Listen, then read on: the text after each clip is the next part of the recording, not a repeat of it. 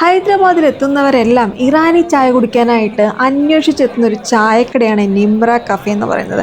അതായത് ഇവിടുത്തെ ലോക്കൽ പീപ്പിൾസിൻ്റെ കൂടെ ടൂറിസ്റ്റുകളും ഇത് അന്വേഷിച്ചെത്താറുണ്ട് കേട്ടോ. അതിൻ്റെ ഒരു തിരക്കാണ് നമ്മൾ ഈ കടയ്ക്കകത്ത് കാണുന്നത്. ഇനി ഇറാനി ചായ മാത്രമല്ല കേട്ടോ, അതിൻ്റെ കോമ്പിനേഷൻ ആയിട്ടുള്ള ഒസ്മാനിയ ബിസ്ക്കറ്റും അതേപോലെ ബൺ മാസ്കയും വളരെ ഫേമസ് ആണ്. അങ്ങനെ ഞാൻ ഒരു ഇറാനി ചായ വാങ്ങിച്ചു കേട്ടോ. ഇറാനി ചായ മാത്രമേ വാങ്ങിയുള്ളൂ, അതിൻ്റെ കൂടെയുള്ള ഒസ്മാനിയ ബിസ്ക്കറ്റും ബൺ മാസ്കയും വാങ്ങാൻ മറന്നുപോയി. നമ്മൾ ചായ കൂടി മാത്രമല്ലല്ലോ, ഷൂട്ടിംഗ് പ്രോസസ്സും കൂടെ അല്ല. സോ ഇനി തിരികെ എനിക്ക് പോയിട്ട് ആ തിരക്കിനകത്ത് നിന്നിട്ട് വാങ്ങാൻ വയ്യാന്ന് വിചാരിച്ചിട്ട് ഞാനിങ്ങ് പോകുന്നു ഡ്യൂട്സ്. അങ്ങനെ ഞാൻ ഈ ചായ ഒന്ന് വെച്ച് കുടിക്കാൻ ഇവിടെ ഒരു സ്ഥലം അന്വേഷിക്കുകയാണ്. ഒരു രക്ഷയില്ല, തിരക്കോട് തിരക്കാണ്. നമ്മൾ ഈ നിമ്ര കഫേയൊക്കെ ഓൺലൈനിലൊക്കെ ചെക്ക് ചെയ്ത് വരുമ്പോൾ എന്തൊരു ബ്യൂട്ടിഫുൾ പ്ലേസ് ആണെന്നറിയോ. വളരെ ഈസി ആയിട്ട് നമുക്ക് പോയി ചായയൊക്കെ വാങ്ങിച്ച് അടിപൊളിയായിട്ട് ഷൂട്ട് ചെയ്ത് നിങ്ങളെ കാണിക്കുക എന്നൊക്കെ വിചാരിച്ച് ഞാൻ വന്നതാണ്. പക്ഷേ ഇതാണ് റിയാലിറ്റി. അപ്പം നിങ്ങൾക്കൊരു കാര്യം മനസ്സിലായില്ലേ, ചാർമിനാറിൻ്റെ തൊട്ടടുത്താണ് നിമ്ര കഫേ. ചാർമിനാർ കാണാൻ വരുന്നവരെല്ലാം നിമ്ര കഫേയിൽ കയറി ഒരു ഇറാനി ചായ കുടിക്കണേ.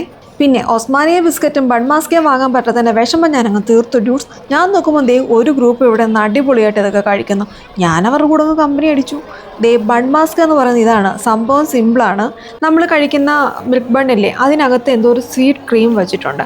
പിന്നെ ഒസ്മാനിയ ബിസ്ക്കറ്റ് എന്ന് പറയുന്നത് ഇതാണ്. അപ്പോൾ ഈ ഒസ്മാനിയ ബിസ്ക്കറ്റും ബൺമാസ്കയും ഈ ഇറാനി ചായക്കകത്ത് ഡിപ്പ് ചെയ്ത് കഴിക്കണം. അതാണ് അതിൻ്റെ കോമ്പിനേഷൻ. ഇനി ഹൈദരാബാദിൽ എങ്ങനെയാണ് ഇറാനി ചായ വന്നതെന്ന് നിങ്ങൾക്കറിയണ്ടേ? 19-ാം നൂറ്റാണ്ടിൽ പേർഷ്യക്കാർ ഹൈദരാബാദിലേക്ക് കുടിയേറുന്ന കാലത്ത് അവരുടെ ചായ സംസ്കാരവും ഇവിടെ അങ്ങ് ഡെവലപ്പ് ചെയ്തു.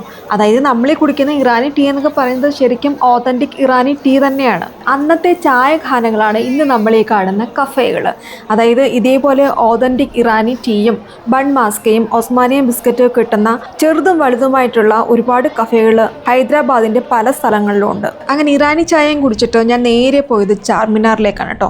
ചാർമിനാറിലേക്ക് ഈ ഒരു സമയത്ത് പോകുക എന്ന് പറയുന്ന ആളുകളെ ഇങ്ങനെ തട്ടി മാറ്റിയിട്ട് വേണം പോകാൻ. ഇവിടെ കാണാൻ വരുന്നവരുടെ തിരക്ക്, അതേപോലെ കച്ചവടക്കാരുടെ തിരക്ക്, സാധനങ്ങൾ വാങ്ങാൻ വരുന്നവരുടെ തിരക്ക് എന്ന് വേണ്ട, ഇതൊരു സ്ട്രീറ്റ് ഷോപ്പിംഗ് ഏരിയ ആണ്. അതായത് ചീപ്പ് ആൻഡ് ബെസ്റ്റ് ഷോപ്പിംഗ് എന്ന് പറയത്തില്ലേ, ചാർമിനാർ ഏരിയ എന്ന് പറയുന്നതിനെക്കാട്ടിലും നല്ലത് ഇതൊരു സ്ട്രീറ്റ് ഷോപ്പിംഗ് ഏരിയ ആണ്. എനിക്ക് അങ്ങനെയാണ് ഫീൽ ചെയ്തത്. നമ്മുടെ വേൾഡ് വണ്ടറായ താജ്മഹൽ, അതായത് ഇന്ത്യക്കാരുടെ മഹാത്ഭുതങ്ങൾ ഏറ്റവും ബ്യൂട്ടിഫുൾ ആയിട്ടുള്ള താജ്മഹൽ, അതിൻ്റെ ഫ്രണ്ടിൽ പോയിട്ട് നമുക്കൊരു വീഡിയോ എടുക്കണം അല്ലെങ്കിൽ ഒരു ഫോട്ടോ എടുക്കണം എന്ന് പറയുമ്പോൾ ഇതേപോലെ കച്ചവടക്കാരെ പകഞ്ഞു മാറ്റിയിട്ട് എടുക്കേണ്ട അവസ്ഥ എന്തൊരു മോശം അവസ്ഥയാണതല്ലേ. ഇവിടെ ചാർമിനാറിന്റെ ആ ഒരു മൊന്യൂമെന്റിന്റെ അകത്ത് വരെ കച്ചവടക്കാരാണ്. ഹൈദരാബാദിന്റെ ലാൻഡ്മാർക്കായ ചാർമിനാറിന്റെ ഒരു ദുരവസ്ഥ. 1591 ഹൈദരാബാദിലെ പ്ലേഗ് നിർമ്മാർജ്ജനം ചെയ്തതിന്റെ ഓർമ്മയ്ക്കായിട്ട് അന്നത്തെ സുൽത്താനായിരുന്ന മുഹമ്മദ് ഹുലി ഖുതുബ് ഷയാണ് ചാർമിനാർ നിർമ്മിച്ചത്. ഇത് ഇൻഡോ ഇസ്ലാമിക് വാസ്തുവിദ്യ അനുസരിച്ചാണ് നിർമ്മിച്ചത്. അതായത് ഇതിന് 4 ഗോപുരങ്ങളാണുള്ളത്. ഈ 4 ഗോപുരങ്ങളും നോക്കുന്നത് 4 സ്ട്രീറ്റിലേക്കാണ്. ഈ സ്ട്രീറ്റ് എല്ലാം കംപ്ലീറ്റ്ലി ഷോപ്പിംഗ് ഏരിയ ആണ്. അതായത് ചാർമിനാർ ഏരിയ എന്ന് പറയുന്നത് ഒരു ഷോപ്പിംഗ് ഹബ്ബാണ്. ഞാനിവിടെ ഇങ്ങനെ കുറ്റിയടിച്ച് നിൽക്കുന്നത് കണ്ടപ്പോൾ തന്നെ കച്ചവടക്കാർക്ക് മനസ്സിലായി ഫോട്ടോസും വീഡിയോസൊക്കെ എടുക്കാൻ വേണ്ടിയിട്ടാണ്. അപ്പോൾ അവർ എൻ്റെ അടുത്ത് പറഞ്ഞു, ഇവിടെയല്ല, ഇതിൻ്റെ ബാക്ക് സൈഡിലേക്ക് പോയി കഴിഞ്ഞാൽ നല്ല വ്യൂ കിട്ടുന്ന ഏരിയ ഉണ്ട്, അവിടെ പോയി നോക്കാൻ പറഞ്ഞു. അങ്ങനെ ഞാൻ ഒരു വലം വെച്ച് വന്നപ്പോൾ ഇവിടെ നല്ല വ്യൂ ആണ് കേട്ടോ. നമുക്ക് ചാർമിനാറിൻ്റെ കംപ്ലീറ്റ് ഒരു വ്യൂ ഇവിടെ കിട്ടും. പക്ഷേ പാപ് ചെല്ലുന്നിടം പാതാളം എന്ന് നിങ്ങൾ കേട്ടിട്ടില്ലേ? മൊത്തത്തിൽ ഇവിടെ ഫോട്ടോസ് വീഡിയോസൊക്കെ എടുക്കുന്ന ആൾക്കാരുടെ തിരക്കാണ്. അവരൊന്നും മാറിയിട്ടെടുക്കാമെന്ന് വിചാരിച്ചപ്പോൾ വരുന്നു കുരിശ്. അതായത് ഇത്രയും നാൾ കാണാത്തൊരു സംഭവം. ട്രാഫിക് പോലീസ് ആരുടെയോ ഒരു 2 വീലർ ഈ വണ്ടിക്കകത്ത് പൊക്കി എടുത്ത് കൊണ്ടുപോവുകയാണ് കേട്ടോ. അപ്പം ഇതൊന്ന് പോയി കിട്ടാൻ വേണ്ടിയിട്ട് ഞാൻ വീണ്ടും ഒരു 10 മിനിറ്റ് ഇവിടെ വെയിറ്റ് ചെയ്തു. അതിൻ്റെ പുറകെ കുറേ കച്ചവടക്കാരും പിന്നെ കുറേ പട്ടികളൊക്കെ ആയിട്ട് നല്ല രസമാണ് കേട്ടോ നൈറ്റ് ടൈമിൽ ഇവിടെ വന്നു കഴിഞ്ഞാൽ. എനിക്ക് എന്തായാലും ഇതിൽ കൂടുതൽ മികച്ച ഫോട്ടോസും വീഡിയോസൊന്നും ഇവിടെ നിന്ന് കിട്ടത്തില്ലെന്ന് മനസ്സിലായിട്ട് ഞാൻ എന്നാൽ ഇവിടുന്ന് തിരികെ പോകാമെന്ന് വിചാരിച്ചു. പിന്നെ ഇവിടെ ഒരു ടൈമിംഗ് ഉണ്ട്. അതായത് നിങ്ങൾക്ക് അധികം തിരക്കില്ലാണ്ട് ഇവിടെ വന്ന് കാണണമെന്നുണ്ടെങ്കിൽ ഒന്നുകിൽ ഏർലി മോർണിംഗ് വരിക, അല്ലെന്നുണ്ടെങ്കിൽ ഫ്രൈഡേസിൽ വരിക.